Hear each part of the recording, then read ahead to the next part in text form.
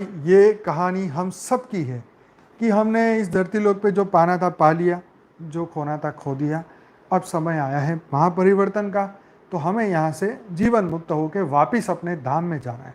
देखो, प्रहलाद को तो उसने उल्लू बना दिया, लेकिन हमें ये ज्ञान होना चाहिए कि कोई तुम्हारी बड़ी तारीफ़ें करे और तारीफ़ करके बोले मांग, तुझे जो मांगना है मैं दे दूँ, और तुम उसके खुशी में आके उसने अपना सब कुछ उसको दे दिया।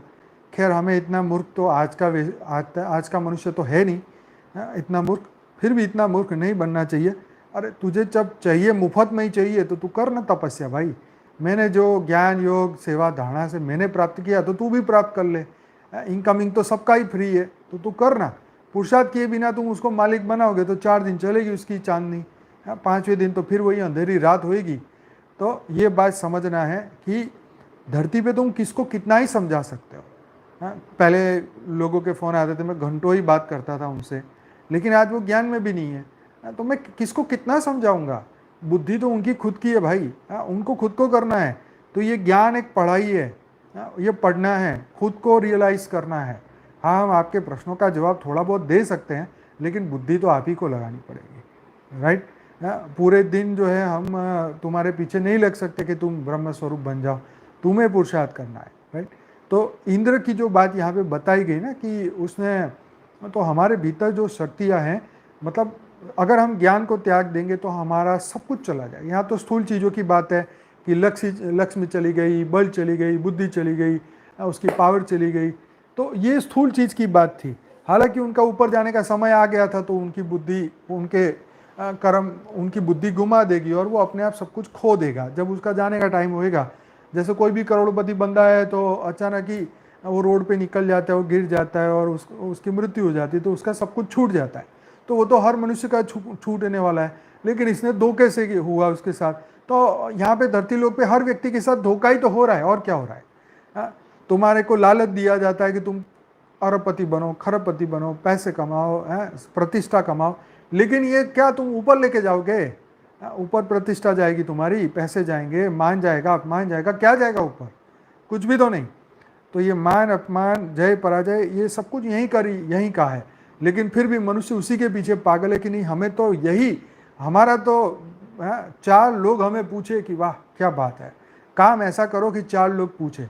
अरे 4 लोग गए तेल लेने, 4 लोग की क्या जरूरत है। ये 4 लोग कोई तेरे हर जन्म में आएंगे तेरी चमचागिरी करने, कोई नहीं आने वाले, कोई 4 लोग नहीं आएंगे। वो अपने कर्म के अनुसार वही 4 लोग अपने अपनी अपनी जगहों पे जाएंगे। कोई स्वर्ग जाएगा तो कोई नर्क जाएगा। तो 4 लोग की परवाह ना करो। आध्यात्म से बड़ा कुछ नहीं है। हाँ, इस दुनिया में आध्यात्मिक ज्ञान से बड़ा कुछ नहीं है, ये लिख के रख लो। ये स्टोरी हमें यही सिखाती है। प्रहलाद जैसा इतना बड़ा 3 लोग का मालिक उल्लू बन गया, तो सामान्य मनुष्य तो रोज ही बनता है। ठीक है, वो तो अपने अब जो भी कारण से उसने सब कुछ त्यागा। हमें यहाँ धरती लोक पे रहोगे तो फिर तो उनके पास ऊपर का ज्ञान था नहीं, इसलिए वो बेचारा दुखी होके गया।